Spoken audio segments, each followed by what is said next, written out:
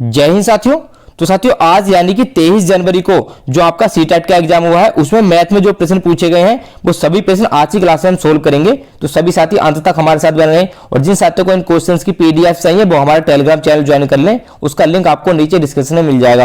और जिन साथियों ने अभी तक हमारे चैनल को सब्सक्राइब नहीं किया वो सभी साथी चैनल को सब्सक्राइब कर लें। तो साथियों देखेंगे अपना पहला प्रश्न जो आपका मैथ में पूछा गया है आज। तो हमारा पहला प्रश्न है वृत्त में सममित रेखाओं की संख्या कितनी होती है। तो हमसे वृत्त में सममित रेखाओं की संख्या पूछी गई है, तो देखते हैं कि वृत्त में हम कितनी सममित रेखाएं खींच सकते हैं। तो एक वृत्त में हमारे द्वारा अनंत सममित रेखाएं खींची जा सकती हैं, तो इसका आंसर हो जाएगा ऑप्शन नंबर 3 अनंत। अगर आपसे साथ में पूछ ले कि ओ में कितनी सममित रेखाएं होती हैं, तो ओ में भी हमारी अनंत ही सममित रेखाएं होती हैं। अगर जीरो में की बात करें कि जीरो में कितनी होती है, तो जीरो में हमारी 2 ही सममित रेखाएं होती हैं। जीरो में आपकी अनंत सममित रेखाएं नहीं होती है, जीरो में 2 रेखाएं होती हैं और वृत्त में और ओ में अनंत सममित रेखाएं होती हैं।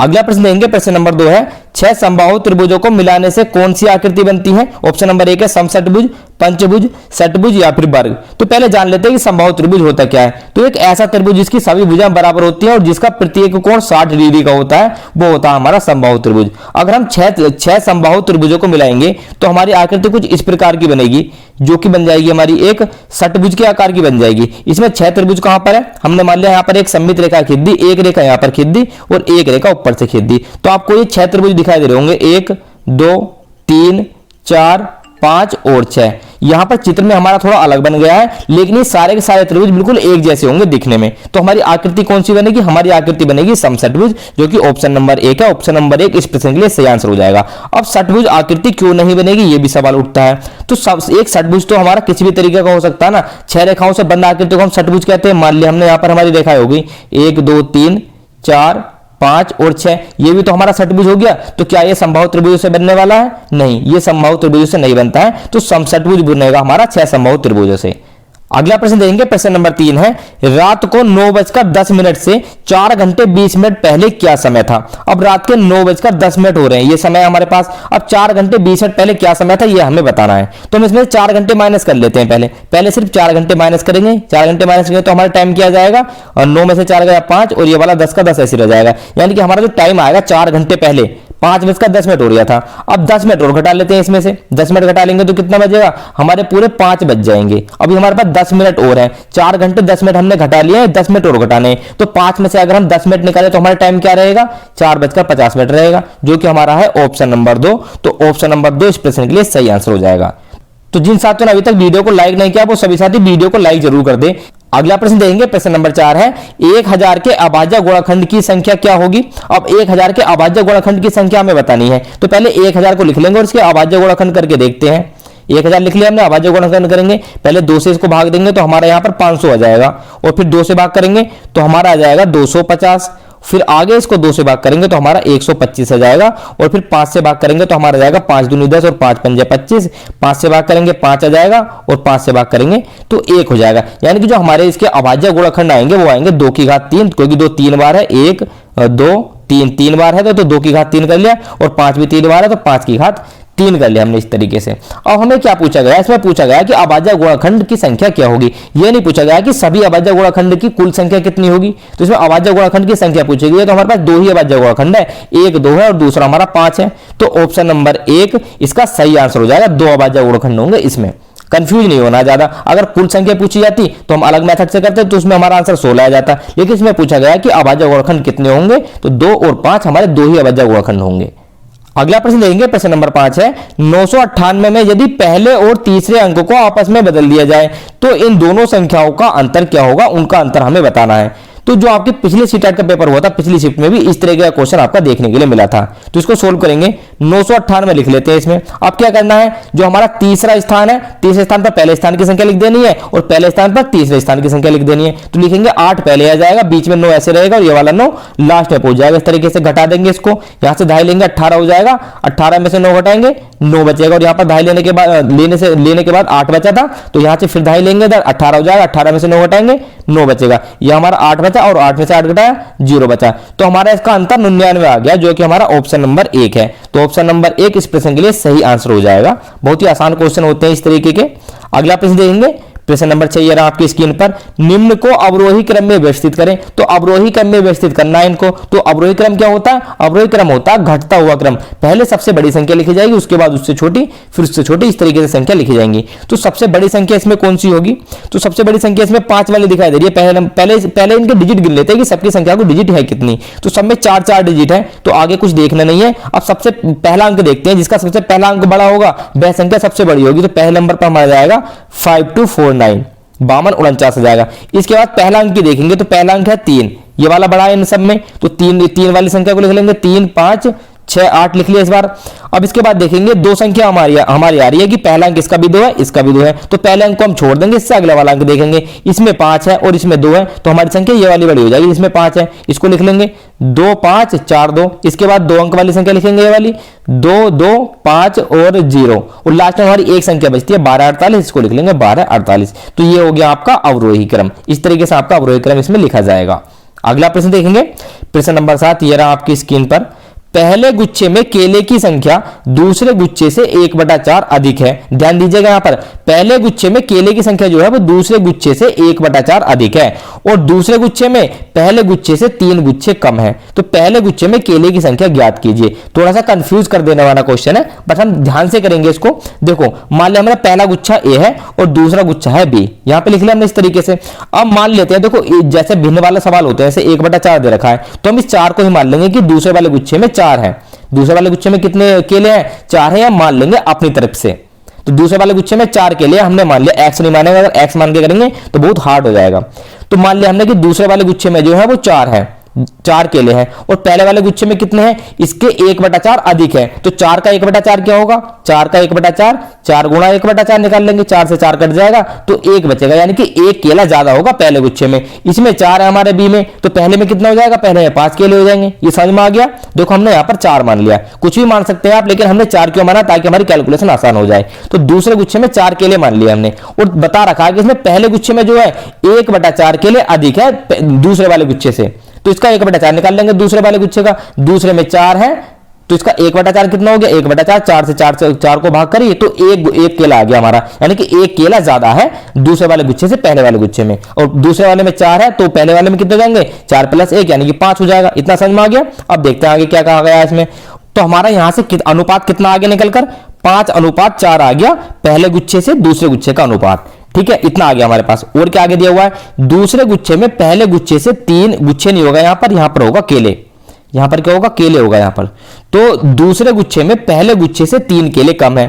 तो इसमें दिखा रहा है 3 केले कम है, लेकिन हमारे यहां पर कितने केले कम आ रहे हैं? 1 केला कम आ रहा है। तो 1 की वैल्यू कितनी आ गई? 3 आ गई इसका मतलब। तो ये 3 हमारा आया कैसे? देखो यहां पर दोबारा देखते हैं, दूसरे गुच्छे में पहले गुच्छे से 3 केले कम है, ये दिया हुआ है। और हमारे यहां पर क्या हो रहा है कि दूसरे गुच्छे में पहले गुच्छे से 1 केला कम है, तो 1 की वैल्यू कितनी होगी? 3 होगी। अब हम किसी की वैल्यू निकाल सकते हैं। 1 की वैल्यू 3 होगी, तो पहले गुच्छे में कितने हैं टोटल? 5 है। 5 गुणा 3 कर देंगे, पहले गुच्छे में 15 केले आ जाएंगे, और दूसरे गुच्छे की बात करें तो 4 गुणा 3 कर देंगे, 4 गुणा 3 ये हमारा आ जाएगा 12 केले। तो हमसे पूछा क्या गया था? पहले गुच्छे में पूछी गई थी केलों की संख्या, तो हमारी 15 आ जाएगी पहले गुच्छे में केलों की संख्या। तो ऑप्शन नंबर 3 इस प्रश्न के लिए सही आंसर हो जाएगा। इस तरीके से हम इस क्वेश्चन को करेंगे। अगला प्रश्न देखेंगे, प्रश्न नंबर 8 ये रहा आपकी स्क्रीन पर, 1500 सिक्कों का वजन 9 किलो है, तो 2200 सिक्कों का वजन ग्राम में ज्ञात करना है कि कितने ग्राम होगा। तो अब ग्राम में पूछा गया, तो पहले ऐसे करते हैं कि इस 9 किलो को ही ग्राम में बदल लेते हैं। भाई 1 किलोग्राम में कितने ग्राम होते हैं? 1000 ग्राम होते हैं 1 किलोग्राम में। तो 9 किलो में कितने हो जाएंगे? 9 किलो में हमारे हो जाएंगे 9000 ग्राम। 9000 ग्राम हो जाएंगे। अब इसमें दिया गया है कि 1500 सिक्कों का जो वजन है वो कितना है? 9000 ग्राम है। 3 जीरो ले जाएंगे, 9000 ग्राम है। एक सिक्के का कितना हो जाएगा? एक सिक्के का हो जाएगा 9000 बटे 1500, इतने ग्राम हो जाएगा। अब कितने का पूछेगा? 2200 का पूछा गया, तो 2200 की इसमें गुणा कर देंगे, हमारा आंसर आ जाएगा। 2200 सिक्कों का वजन कितना हो जाएगा? 9000 बटे 1500 गुणा 2200। सोल्व करेंगे इसको 2 जीरो से, ये वाले 2 जीरो कट जाएंगे। अब आगे क्या कटेगा? 15 से ही काट देते हैं। 15 छक्का 90, 15 छक्का 90 हो जाएगा। 2 जीरो पीछे बचेंगे, 600 बचेगा। यहाँ से हमारा 600 बच गया, इधर हमारा 22 है। दोनों की गुणा कर लेंगे यहाँ पर, किस किस की? 600 की और 22 की। तो 2 जीरो तो ऐसा कैसे लग जाएंगे, 6 से गुणा कर लेंगे इसकी। 6 दूनी 12 का 2 हासिल लगा 1, 6 दूनी 12 और 1 हासिल का 13, यानी कि 13,200 ग्राम, जो कि हमारा ऑप्शन नंबर 1 है। तो ऑप्शन नंबर 1 इस प्रश्न के लिए सही आंसर हो जाएगा। तो जो भी साथी आज एग्जाम देकर आए हैं, इन ऑप्शंस को ना देखें, कभी ये सोचे कि हमारे पेपर में तो ये ऑप्शंस नहीं थे। ऑप्शंस हमने अपनी तरफ से बनाए हैं ज्यादातर। अब बच्चा हमें क्वेश्चन तो याद रखता, सभी ऑप्शंस उसके याद नहीं रहते हैं, तो वो क्वेश्चन लिख के भेज देता है। तो ऑप्शंस हम अपनी तरफ से बनाते हैं, लेकिन सही ऑप्शन ये होगा, ठीक है। तो ये मिलान ना करें कि हाँ पेपर में भी यही वही ऑप्शंस थे तो यहां भी आपको वही ऑप्शंस मिलेंगे, तो ऐसा नहीं होगा। अगला प्रश्न देखेंगे, प्रश्न नंबर 9, ये रहा आपकी स्क्रीन पर। निम्न में सबसे छोटी भिन्न कौन सी होगी? तो ये 5 भिन्न दे रखी है यहाँ पर, सबसे छोटी भिन्न की हमें पहचान करनी है। तो लिख लेंगे इन भिन्न को यहाँ पर दोबारा, 4/9 लिख लिया, 11/12 कर लेंगे, इसके बाद 1/8 लिख लेंगे, और इसके बाद 5/36 लिख लेंगे, इसके बाद लिख लेंगे 5/72, इस तरीके से लिख लेंगे। अब देखो एलसीएम लोगे इनका तो बहुत बड़ा क्वेश्चन हो जाएगा, इसमें कुछ नहीं करना, भिन्न कौन सी भिन्न छोटी है कौन सी बड़ी है ये निकालने के लिए हम अंश और हर का अंतर कर लेते हैं। लिख लेंगे 9 में से 4 घटाएंगे 5 बचेगा, यहां से घटाएंगे 1 बचेगा हमारा, और यहां से घटाएंगे 7 बचेगा, और इनको आपस में घटाएंगे तो हमारा 31 बचेगा, और अगर इनको घटाएंगे तो हमारा कितना बचेगा? ये बचेगा हमारा 67, हाँ 67 और 5 72, हमारा 67 बचेगा यहाँ पर। अब क्या करेंगे, ये जो हमारा अंतर आया इससे अंश में भाग दे देंगे, जो सबसे छोटा आएगा वो छोटी भिन्न होगी, जो बड़ा आएगा वो बड़ी भिन्न होगी। तो देख लेंगे 5 से भाग करेंगे तो यहाँ पर हमें सीधा सीधा यहाँ पर दिखाई दे रहा है कि यहाँ पर 67 से भाग करनी है, तो 67 से भाग करने पर ही सबसे छोटी संख्या आ जाएगी हमारी। तो इसको और को भाग करके नहीं देखेंगे, हमारी यही भिन्न सबसे छोटी हो जाएगी 5/72। तो ऑप्शन नंबर 3 इस प्रश्न के लिए सही आंसर हो जाएगा, और ये ऑप्शंस भी हमने अपनी तरफ से ही बनाए हैं। अगला प्रश्न देंगे, प्रश्न नंबर 10। फूलों के एक गुलदस्ते में 5 गुलाबी, 10 लाल और 4 सफेद रंग के फूल हैं। तो 3 तरीके के फूल आपके दिए हुए हैं, 5 गुलाबी हैं, 10 लाल हैं और 4 सफेद रंग के फूल हैं। यदि एक फूल में 6 पंखुड़ियां हैं तो पंखुड़ियों की कुल संख्या ज्ञात कीजिए। तो ये जो आपको कलर दे रखे हैं ये कुछ नहीं है, घुमाने के लिए दे रखे हैं आपको। बस एक रंग के भी फूल दे सकता था तब भी उसी तरीके से करते, अलग अलग रंग के फूल दिए तब भी उसी तरीके से करेंगे। टोटल फूल गिन लेते हैं कि फूल है कितने, 5 गुलाबी है, 10 लाल है, और हमारे सफेद कितने, 4 सफेद हैं। टोटल हमारे हो गए 10 और 5 15, 15 और 4 19 फूल हो गए हमारे। और दिया हुआ कि एक फूल में हमारी कितनी पंखुड़ियां, 6 पंखुड़ियां हैं, तो 19 में कितनी होंगी, 19 गुना 6, और 19 छक्का कितने होते हैं, 19 छक्का होते हैं 114 पंखुड़ियां हो जाएंगी, जो कि हमारा ऑप्शन नंबर 4 है। तो ऑप्शन नंबर 4 इस प्रश्न के लिए सही आंसर हो जाएगा। अगला प्रश्न देंगे, प्रश्न नंबर 11 है। 5.1 मीटर की मेज पर पूरी तरह से ढकने के लिए 30 सेंटीमीटर आकार के कपड़े को कितनी बार रखा जाना चाहिए?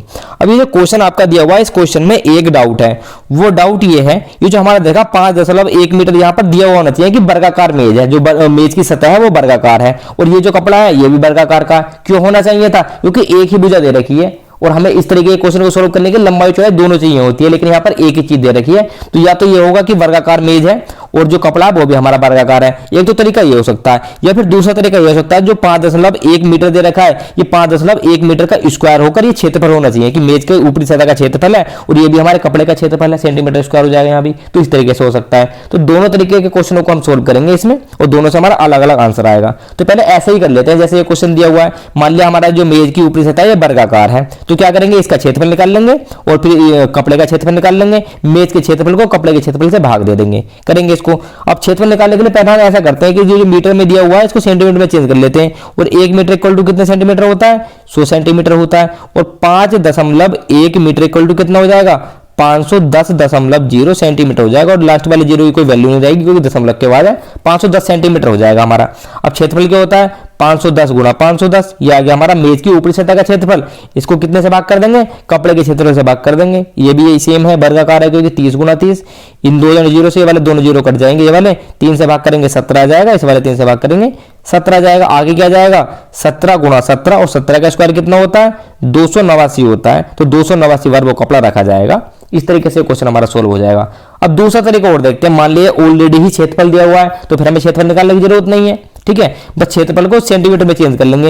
ये जो मीटर का स्क्वायर क्षेत्रफल दिया हुआ है 5.1 मीटर का स्क्वायर, इसको अगर हम सेंटीमीटर में चेंज करेंगे तो हमें कितने से गुणा करनी पड़ेगी, 100 से। तो तब गुणा करते हैं जब हमारी सिंपल भुजा दी हुई होती है, क्षेत्रफल दिया हुआ है इसलिए एक बार 100 से और गुणा कर लेंगे, यानी कि हम कितने से गुणा करेंगे, और 10,000 से गुणा कर लेंगे, और गुणा करेंगे तो 10,000 में 4 जीरो होते हैं हमारे, तो इसके पीछे कितने जीरो लग जाएंगे, ये लग जाएंगे हमारे 51, क्योंकि एक जीरो तो इसको दशमलव हटाने में खर्च हो जाएगा, हमारे 3 जीरो ले जाएंगे, इसके पीछे 51,000 आ जाएगा। यानी कि क्षेत्रफल दे रखा है इतना, और इसका क्षेत्रफल कितना दे रखा है, 30 सेंटीमीटर का स्क्वायर दे रखा है। मान लो दूसरे क्वेश्चन जो हमने बताया था कि दूसरे तरीके से ये हो सकता है, ये हो गया मान लो 30 सेंटीमीटर स्क्वायर, तो 30 से इसको भाग कर देंगे, जीरो से जीरो कट जाएगा, और फिर 3 से भाग करेंगे तो 17 × 51 और 1700 हो जाएगा। यानी कि 1700 बार रखना पड़ेगा अगर ये क्षेत्रफल के रूप में दिया हुआ है तब। तो ऑप्शन नंबर 1 इस प्रश्न के लिए सही आंसर हो जाएगा। तो दोनों तरीके से हमने आपको क्वेश्चन करा दिया है, पूरा पक्का पर नहीं पता है कि क्वेश्चन किस तरीके से आपके एग्जाम में आया था। अगला प्रश्न देखेंगे, प्रश्न नंबर 12, और प्रश्न नंबर 12 आपका मिलान करने के लिए आया था, मतलब इस तरीके से आया होगा क्वेश्चन, ये भी पूरा क्वेश्चन नहीं पता बट वैल्यू यही दी हुई है आपकी, तो समझेंगे इसको क्वेश्चन को। मिलान करना है, 180 डिग्री के कोण को क्या कहते हैं, 180 के डिग्री कोण को स्ट्रेट कोण कहते हैं, तो ये वाला इससे मिल जाएगा हमारा, पहले नंबर का सी से मिल जाएगा। और 60 डिग्री का कोण एक्यूट एंगल को कहते हैं, क्योंकि एक्यूट एंगल वो एंगल होता है जो 90 डिग्री से कम का होता है, 90 डिग्री से कम के एंगल को एक्यूट एंगल कहते हैं, और ये हमारा 60 क्या 90 से कम है। अब देखेंगे ऑब्ट्यूस एंगल क्या होता है, ऑब्ट्यूस एंगल वो एंगल होता है जो 90 से तो ज्यादा होता है, 90 से क्या होता है ज्यादा होता है, और हमारा कितने से कम होता है, हमारा कम होता है 180 डिग्री से, 180 डिग्री से कम होता है। यानी कि 180 डिग्री से कम होगा और 90 डिग्री से ज्यादा होगा, उस एंगल को कहेंगे हम ऑब्ट्यूस एंगल, और हिंदी में कहते हैं इसे अधिक कोण, जो हमारा 120 डिग्री हो जाएगा। ठीक है, अब आगे देखेंगे एक बचा 90 डिग्री, और 90 डिग्री को हम राइट एंगल कहते हैं। तो हमारा पहला किससे मिल रहा है, सी से मिल रहा है, और दूसरा मिल रहा है हमारा ए से, तीसरा मिल रहा है हमारा बी से, और चौथा मिल रहा है हमारा डी से, यानी कि सी ए बी डी, जो कि हमारा ऑप्शन नंबर ए है। तो वो एक है, ऑप्शन नंबर 1 इसके लिए सही आंसर हो जाएगा, और ये ऑप्शन भी हमने अपने आप खुद से बनाए हैं।